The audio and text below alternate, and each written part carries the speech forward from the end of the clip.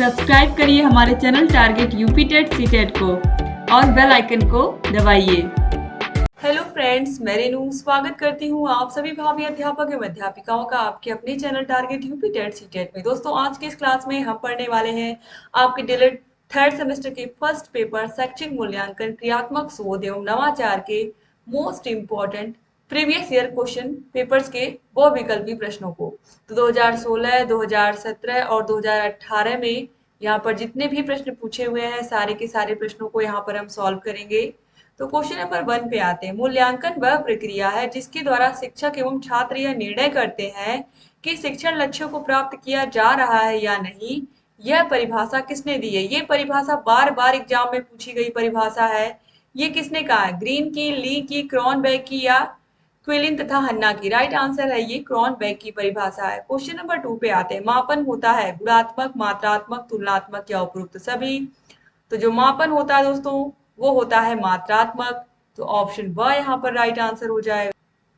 Question number 3 पे आते हैं। व्यक्तित्व के सभी पक्षों का मूल्यांकन किया जाता है। व्यक्तित्व के सभी पक्षों का मूल्यांकन हम करते हैं व्यापक मूल्यांकन के अंतर्गत। व से व्यापक और व से ही व्यक्तित्व। तो व से व्यक्तित्व, व से व्यापक, आप याद रखिएगा। व्यक्तित्व के सभी पक्षों का मूल्यांकन व्यापक मूल्यांकन के अंतर्गत होता है। व्यक्तित्व के सभी पक्षों का मतलब क्या है? ज्ञानात्मक, भावात्मक और क्रियात्मक पक्ष।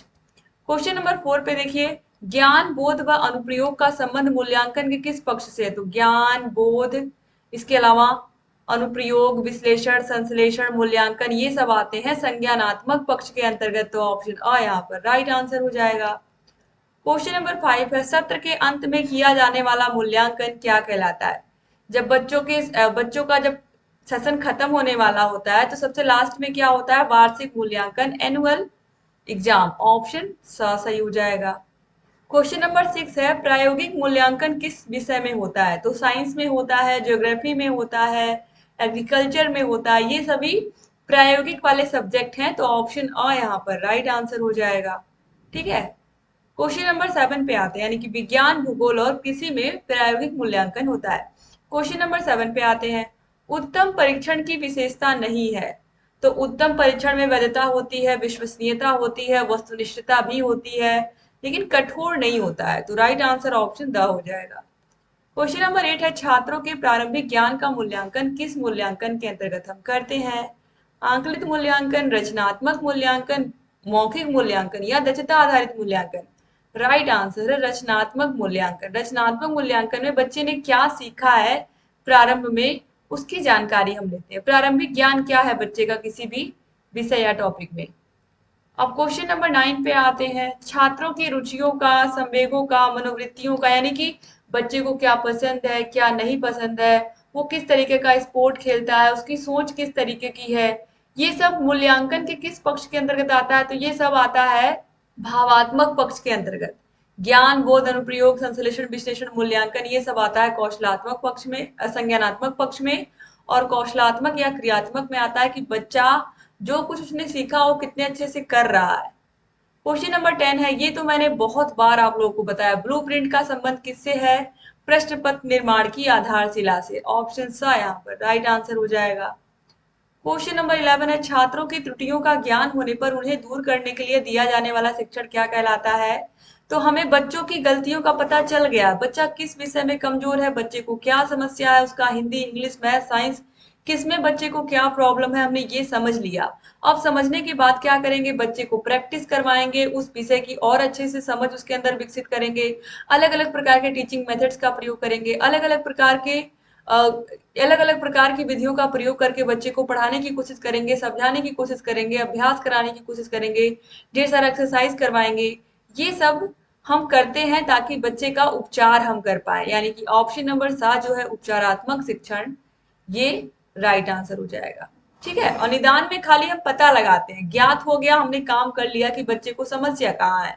लेकिन जब उसे हम दूर करते हैं अलग अलग प्रकार से, चाहे वो एक्स्ट्रा क्लास लेकर के करें बच्चे के लिए, चाहे हम उसको अलग से बुला करके पढ़ाएं, या किसी भी तरीके से बस उसकी समस्या को जब हम हल करने लगते हैं, तो ये होता है उपचारात्मक शिक्षण। क्वेश्चन नंबर 12 पे आते हैं। इसका आंसर मैंने आपको पहले ही बताया। बचाव निदान का उच्चतम स्तर है, यह कथन किसका है? तो ये बार बार एग्जाम में पूछता है, और मैंने आपको बताया कि 50% टीपी नन है और 50% ही रॉस भी है। ठीक है, कहीं आपको रॉस मिलेगा, कहीं आपको टीपी नन मिलेगा। अब ये आपके स्वविवेक के ऊपर है कि आप किसको लगाते हो। मैंने मैक्सिमम जगह पर मैंने टीपी नन ही बताया है, क्योंकि मुझे भी, मैंने बहुत जगह पर इसका आंसर ढूंढा है तो मुझे टीपी नन मिला है, और बहुत जगहों पर रॉस भी मिला है। इसीलिए मैं हमेशा 50-50% दोनों को बोलती हूँ कि इक्वली इन लोगों को हम बांट सकते हैं, क्योंकि राइट आंसर कहीं भी नहीं मिला। मैंने दोस्तों बहुत जगह ढूंढा इसका आंसर। ठीक है, तो अगर आपको लगता है कि रॉस लगाना सही है तो आप रॉस लगाइएगा, अगर आपको लगता है टीपी नन सही है तो आप टीपी नन लगाइएगा। ये आपके ऊपर मैं छोड़ देती हूँ। क्वेश्चन नंबर 13 है, शैक्षिक क्षेत्र में क्रियात्मक अनुसंधान का प्रयोग सबसे पहले किसने किया था। ये बहुत इंपॉर्टेंट क्वेश्चन है, तो स्टीफन एम कोरे ने किया था। क्वेश्चन नंबर 14 है, कार्य क्षेत्र से संबंधित समस्या के कारणों को जानने और उसके समाधान हेतु किया जाने वाला शोध क्या कहलाता है। यानी कि जब समस्या हमारी है और हल भी हमारा है, हमें खुद समस्या के कारण को भी जानना है और फिर उसका समाधान भी ढूंढना है, तो ये शोध कहलाता है क्रियात्मक शोध। ऑप्शन ब राइट आंसर हो जाएगा। क्वेश्चन नंबर 15 है, शैक्षिक उद्देश्यों के अनुसार प्रश्नों के कितने पक्ष होते हैं। तो शैक्षिक उद्देश्यों के अनुसार प्रश्नों के 4 पक्ष होते हैं। ऑप्शन द यहाँ पर राइट आंसर हो जाएगा। दोस्तों इसके बाद यहाँ पर हम 2017 के प्रश्नों को देखेंगे। 2017 में यहाँ पर जितने भी प्रश्न हैं, सारे के सारे प्रश्नों को यहाँ पर हम हल करने चल रहे हैं बहुविकल्पीय। तो सबसे पहले यहाँ पर देखिए, क्वेश्चन नंबर 1 है, निश्चित प्रयोजन को ध्यान में रखकर जब हम यह देखते हैं कि उसको पूरा करने में वह वस्तु विचार क्रिया कहाँ तक उपयोगी है का निर्णय कहलाता है। विश्वसनीयता, आच्छादन, मूल्यांकन या समाजमिति। तो मूल्यांकन में हम यही देखते हैं कि किस तरीके से हम जो शिक्षण लक्ष्यों को मान करके चल रहे थे कि साल के अंत तक हम ये शिक्षण लक्ष्य हासिल कर लेंगे, बच्चे को कम से कम इतना तो हम सिखा ही लेंगे, वो कहाँ तक हम कर पाते हैं। तो राइट आंसर होगा दोस्तों इसका मूल्यांकन। ऑप्शन सा जो है ये सही हो जाएगा। ठीक है, यानी कि कहाँ तक हम शिक्षण लक्ष्यों को प्राप्त कर पाए हैं, कहाँ तक हम बच्चों को सिखा पाए हैं। क्वेश्चन नंबर 2 है, व्यापक मूल्यांकन से क्या आशय है। तो व्यक्तित्व के सभी पक्षों का मूल्यांकन होता है व्यापक मूल्यांकन में। ऑप्शन अ सही हो जाएगा। क्वेश्चन नंबर 3 है, मूल्यांकन प्रक्रिया को सामान्यतः कितने भागों में बांटा जा सकता है। तो मूल्यांकन प्रक्रिया को सामान्यतः हम बांट सकते हैं 4 भाग में। ऑप्शन आ यहाँ पर सही हो जाएगा। क्वेश्चन नंबर 4 है, निम्नलिखित में से किसका संबंध मूल्यांकन के संज्ञानात्मक पक्ष से है। तो आप सभी को पता है संज्ञानात्मक पक्ष में कौन कौन आता है। ज्ञान, बोध, बोध को ही हम कहते हैं समझ। ज्ञान, बोध, अनुप्रयोग, विश्लेषण, संश्लेषण और मूल्यांकन। तो ऑप्शन सा यहाँ पर सही हो जाएगा। क्वेश्चन नंबर 5 है, निम्नलिखित में से किसका संबंध मूल्यांकन के भावात्मक पक्ष से है।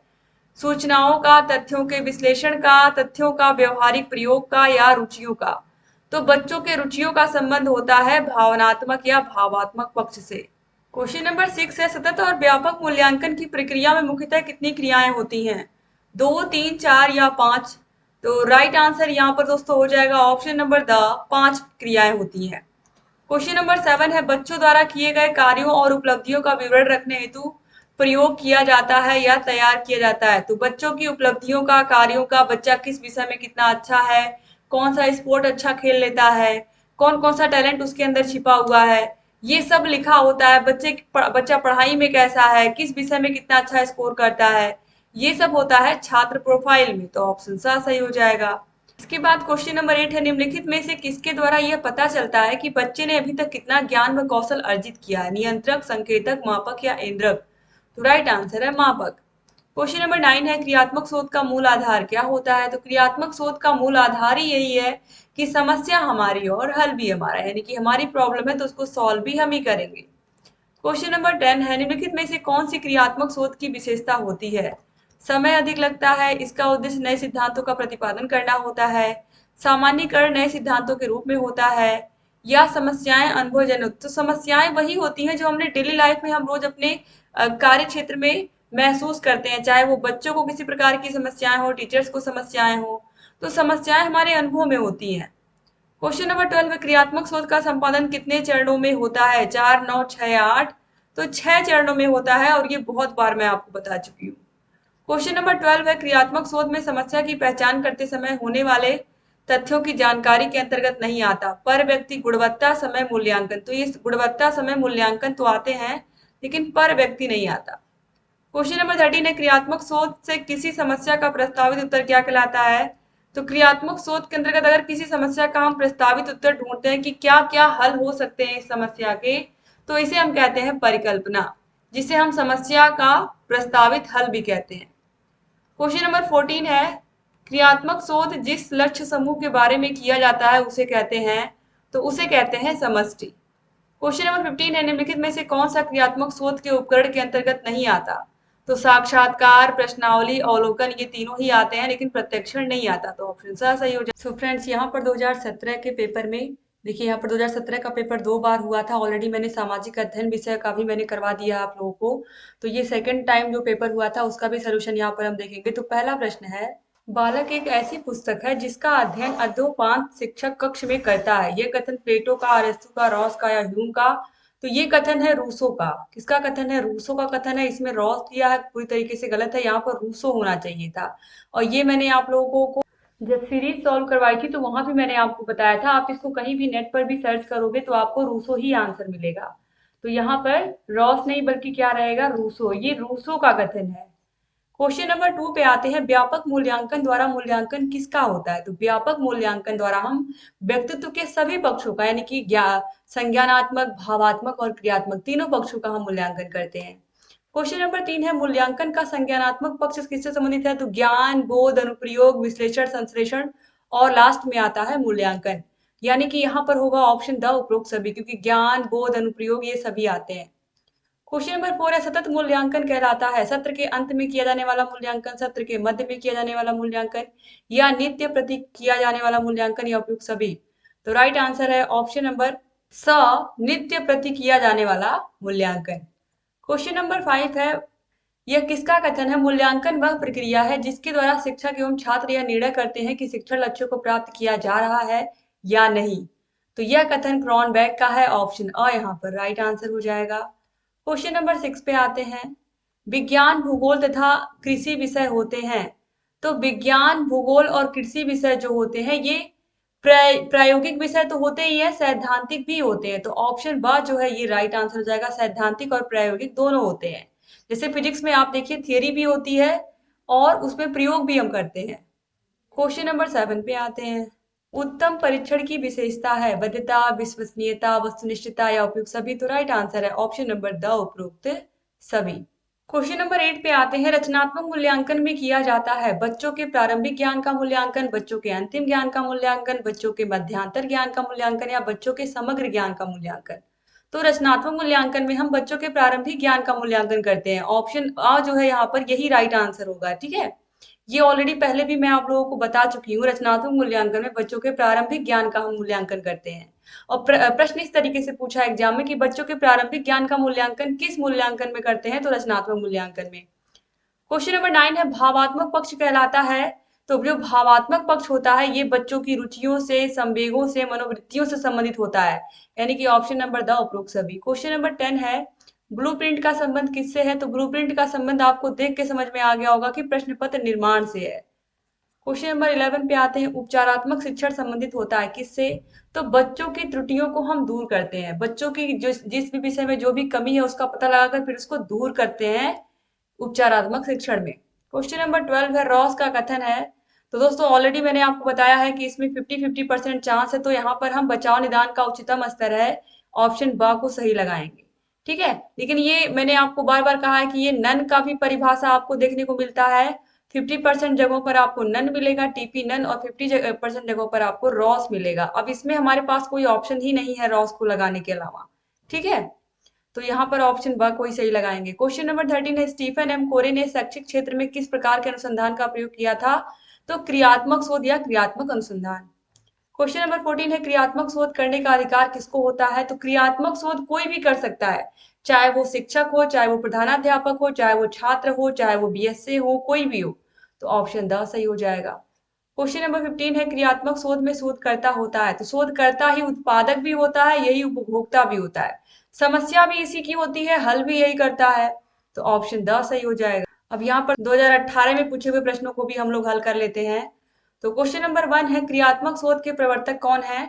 तो स्टीफन एम कोरे, ऑप्शन ब यहाँ पर राइट आंसर हो जाएगा। क्वेश्चन नंबर 2 है, सतत और व्यापक मूल्यांकन का आरंभ कब हुआ था? तो ये 2009 में हुआ था, ऑप्शन अ सही हो जाएगा। क्वेश्चन नंबर 3 है, रीता ने भाषा में 60 अंक प्राप्त किया है।